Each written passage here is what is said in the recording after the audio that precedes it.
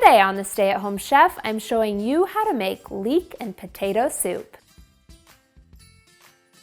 Leek and potato soup is total comfort food. American versions usually have a lot of cream and it's a creamier version, while European versions tend to do without the cream and have it be more of a broth base. Today I'm going to show you how to make a creamy American version that I have been making for more than 10 years. In fact, it was one of the first published recipes that I did on my now defunct blog that was called Rachel's Kitchen. It's that old. We love this soup and I think you will too. Start by melting half a cup of salted butter in a large pot over medium heat. Once that's all melted, we're going to add in 2 sliced leeks. When you use leeks, you want to use the bottom portion where it's white and light green and not the top leafy portion.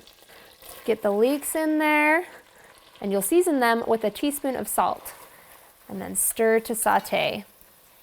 Let the leeks saute in the butter until they're soft, which will take about 10 minutes. When the leeks are done, add in 2 tablespoons of cornstarch and stir that in to dissolve it so that there's no more white showing.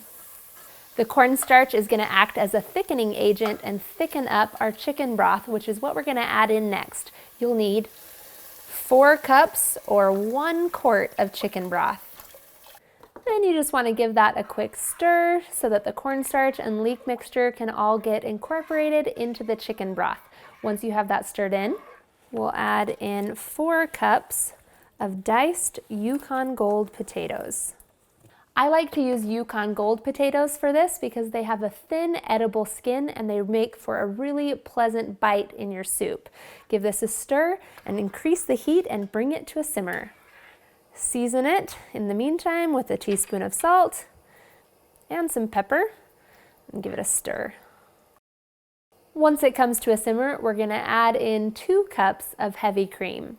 You could actually leave the cream out and replace it with a little more chicken broth if you want a more European style soup.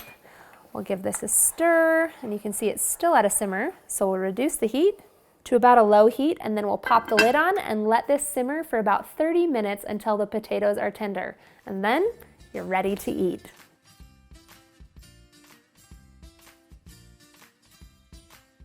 Thanks for watching. You can find the full written recipe in the video description. Be sure to subscribe and check out the rest of my videos where you can find hundreds of restaurant quality recipes you can easily make at home.